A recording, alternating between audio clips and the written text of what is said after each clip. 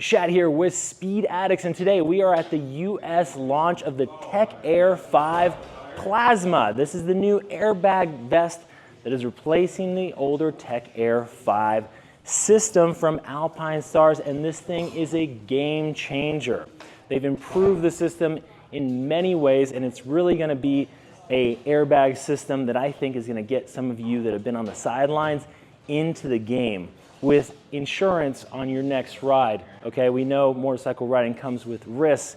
This is something you can do, and it's just a monetary investment to de-risk your next ride. Now, the keys to victory here, they made it 25% lighter. That's a full pound lighter than the old Tech Air 5 unit. It also flows way more air. So this thing has got tons of stretch panels that are ventilated, and it now has 3 riding modes. So no matter how many bikes you got in the stable, it has you covered in a street road, an off-road mode, and a race mode. And lucky for us, Alpine Stars has set us up today to try all 3 different modes on different bikes and give you that real world in the saddle feedback. So buckle up, let's do this thing.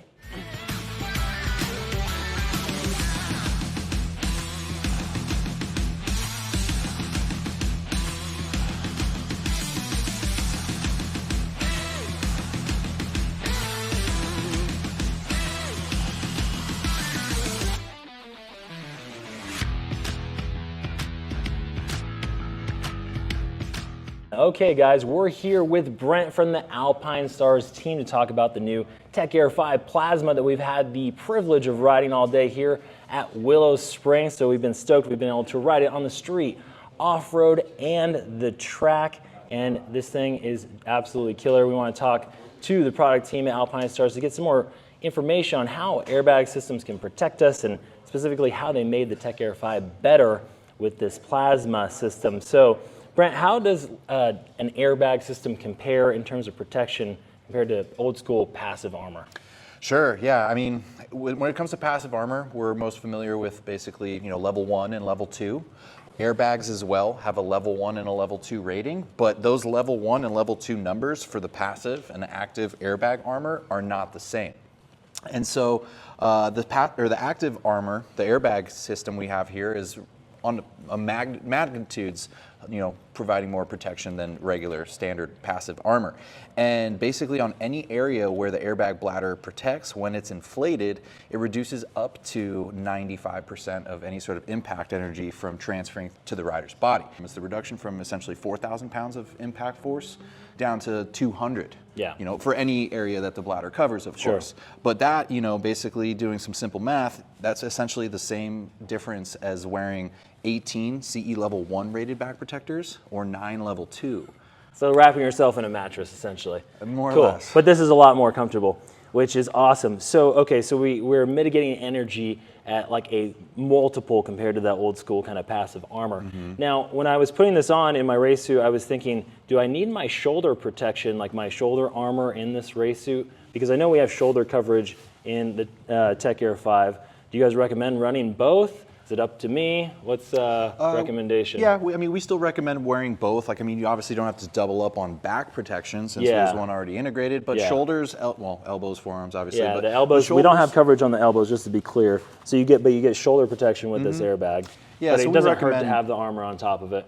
Exactly. So when you have like a low impact or a low energy type crash, it's more than likely that this system will not go off. So in that case, you still have that passive armor to protect you. So if I'm a total goon, I just tip over and fall off my bike, it shouldn't probably deploy, but it might be nice to have my shoulders protected still. Exactly. That's kind of what you're getting at. Okay, cool. So we've been selling airbags at Speed Addicts for a while now, and the number one question is how much room do I need between my jacket and the airbag? Or if I already own a jacket, how much play do I need in that jacket to fit a Tech Air 5 Plasma? And just to be clear, this system is meant to be worn underneath your riding jacket as opposed to the Tech Air 3 that you have the option of wearing it on the outside or the inside. So this is going to go underneath. How much room do we need? Do most people size up? It's our number one question. Yeah, so basically there's two ways of essentially measuring that. The first one, if you want to put a hard number on it, is 4 centimeters. 4 centimeters is 1.57 inches, which also happens to be the exact diameter of either a golf ball or a ping pong ball. So if you can envision that, or if you have one rolling around the house somewhere, you could basically test that with an existing jacket or suit or whatever. But really what it comes down to more than anything else is comfort. If you're able to wear this comfortably underneath your suit or underneath your jacket, that's really what matters most. Because when this deploys, you know, most modern jackets now have lots of stretch panel in the chest, shoulders, the back, the sides, and whatnot. So it will give, and it's only inflated for, you know, basically 5 seconds. Immediately after that, it starts to deflate. And with this new system as well, with this Tech Air 5 Plasma, at least relative to the current Tech Air 5, you know, it's so much slimmer and lower profile and lighter weight as well, that it really almost feels like you're just wearing like a base layer almost on top, you know, on under whatever you're wearing. What I noticed trying this on is that if I had a jacket that was comfortable, like something I'd wear on the street, I could probably fit this without having to size up.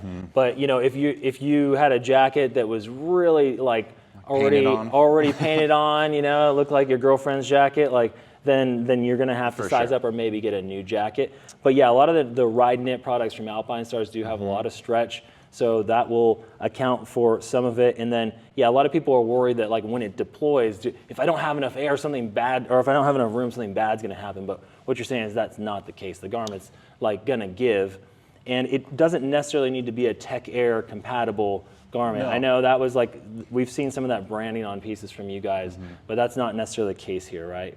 Correct, yeah. I mean, this being a universal system, it means that you can wear it with any brand jacket. It doesn't have to be Alpine Stars. It doesn't have, you know, it could be leather, it could be textile, it could be whatever you want. And, you know, that's really the beauty of it, is that, you know, anybody can take advantage of the protection. For sure. And one of the key things here was the weight and the breathability, right? Well, I think one of the piece of feedback we got selling airbags for the last few years was that heat was like a primary concern for riders. And so how does this compare in terms of ventilation to the old Tech Air 5? Yeah, so with this, I mean, there's a few different factors in play here. I mentioned the profile and the shape of the bladder itself. You know, we've really optimized it to, you know, protect the areas that need the most protecting, while opening up any other area for, you know, additional airflow. Like for example, here and like from like kind of like the, you know, the abdomen down, you know, we have this single layer stretch mesh material, which is also found here in the armpits, also on the sleeves and whatnot. So the breathability is, you know, you're still wearing an airbag, of course, but you know, you're sacrificing, or what am I trying to say? You're basically you're not giving up much. Especially not in the way of terms of protection. And so with this profile, it just really helps increase that breathability, but also with the materials that we are using, which are also full stretch materials too. Like even the material that covers the bladder is a full stretch material as well.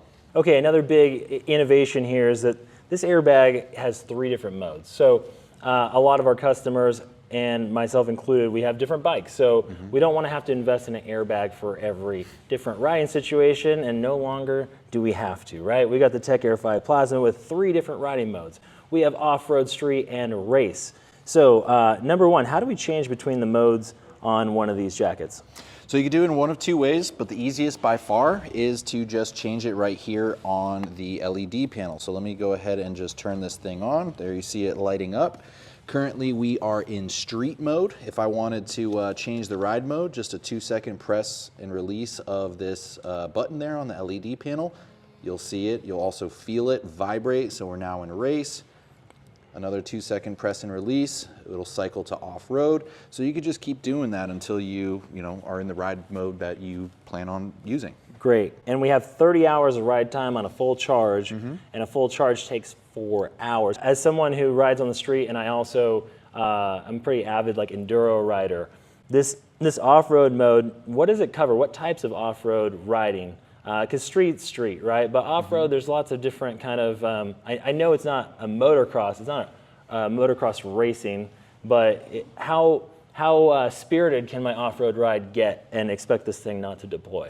It can get a lot more spirited now with this new off-road mode. Yeah. I mean, if you're riding like pure enduro on like a dirt bike, yeah. I mean, we have systems for that as well that are better tailored for that specific use. The Tech Air off-road has a full suite of actually like passive armor plus the airbag, and it's purpose built for off-road riding. Right. But how different is the algorithm, you know, like the behind the scenes here? Sure. So with this new off-road algorithm, basically it's a blend of the street algorithm, which is already plenty capable off-road for an adventure bike, but it takes the street algorithm and then it blends it with the off-road system enduro algorithm. So allowing you to push the push the envelope further on an adventure bike or an enduro bike or something, and without fear of having any sort of like a potential false deployment where it shouldn't or you don't want it to go off. Okay, got it. Good to know. Okay, so when it comes to airbags, one thing that would usually come up on the older Tech Air systems was that if you had a deployment, the bag had to go back to you guys or a approved service center for it to be inspected, refilled, and that is something that is no longer the case with the new Tech Air 5 Plasma. So tell me a little bit about what happens if I have a deployment. What happens next? Does this have to go back to you guys? How much do I have to pay? And how long am I out of the race for? Yeah, great question. I mean, it's this new Tech Air 5 Plasma is certified up to 6 deployments. So you could have 6 individual crashes, 6 individual deployments before needing to actually send it into Alpine Stars or an authorized service center. And you can service this thing all by yourself. And I'll show you right now just how fast that is. I mean, you won't be out really any time at all, provided, of course, you have spare canisters, which run $119.95. So for $120, you could be back up and running again in no time. And to show you how to service this thing, it's a full toolless operation. You just open up the back there like this, pop open the cover. There's a little strap here that holds the canister in place. So what's coming out of that canister to inflate our airbag bladder? So this is an argon canister. Okay. It's not CO2, it's not compressed air, it's argon, which is an inert gas, which does require a pyrotechnic to deploy. So essentially it's a controlled explosion that's inflating this bladder, which is way more, precise, but also way faster than, say, just a releasing of pressure. And this is the squib here that we disconnected. This is what provides that charge to deploy the canister. Squib, that's like when you get shot on camera, like the fake explosion, the blood squib? Yeah, I guess. I think it's probably the same essentially. thing. Okay, cool. And then, so once the canister is out, this is a brand new canister. You just thread it right back in, righty-tighty, lefty-loosey. Then this squib here, it's directional. It only goes in one way. So you find that little slot there, it pops in, and then here there's a little channel, a little slot here for this Oetiker clamp. It's essentially a hose clamp there. Oops. I like the technical term, Brent. I learned something new today. What was that called? Oetiker? Oetiker clamp. Okay, cool. Yeah, so it's like a hose clamp basically, Yeah. except it's crimped here, and this little crimp area is what slots into that little channel there. Okay. So everything is aligned the way it's supposed to be. You put the strap back on. There's also a little master switch here, so you can turn it off when not in use. Okay.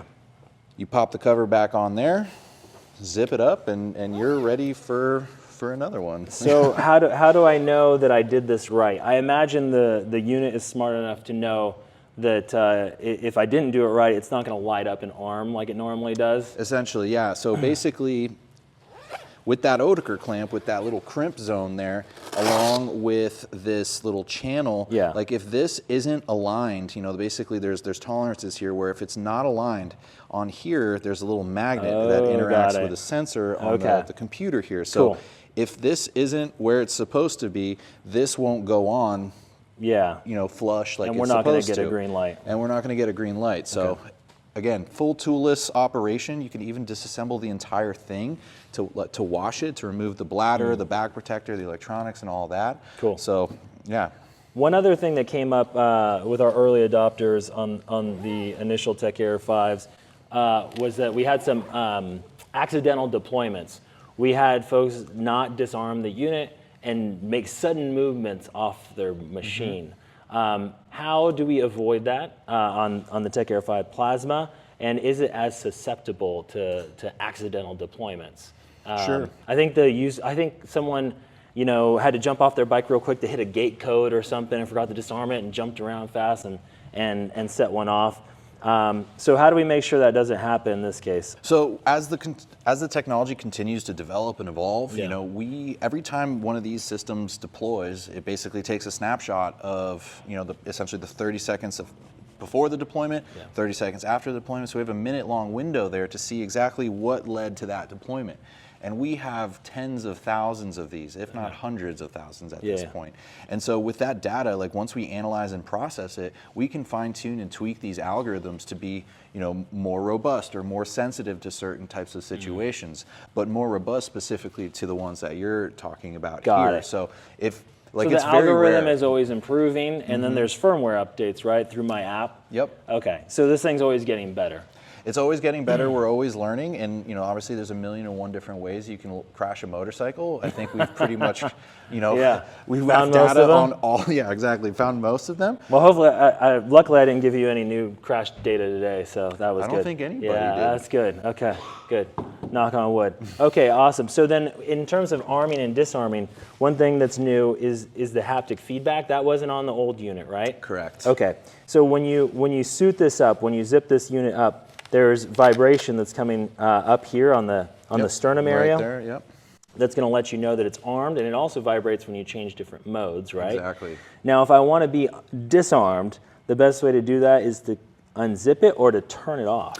You could do it either way. So if you're taking it off, you're done riding. Yeah. You can just unzip it. So as soon as it's magnet. Yeah, there's a magnet right here, a sensor right there, 2 little Velcro panels to even secure it further. Yeah. But once this comes apart, that's when it turns off. Cool. Likewise for when they come together, that'll turn it on. Okay. But if you are, getting to wherever you're going, but you're not undressing, you can just press and hold this button here on the LED panel for about 6 seconds, release, and it'll automatically turn off. And you'll feel that with the It'll vibration. vibrate when it turns off. And what I notice is that it actually won't turn back on until you re-zip it up and the magnet Exactly. re-engages. So it's hard to accidentally turn it back on and then go break dance and pop it or something. Okay, cool. So accidental deployment situation should be resolved there. Awesome. Wow. Yeah, I mean, just from personal experience today, it's definitely clear there's very few reasons not to wear one of these aside from finding the money. So find the money, and if you can't find the money, tell the wife that it could be the difference between you coming home and not. This is insurance that is going to reduce the risk of your next ride. Definitely, and it'll be available at speedaddicts.com as well as the Speed Addicts Superstore. But we're just really stoked on how comfortable it was today and appreciate you guys for having us out to test it in person and tell our customers about it.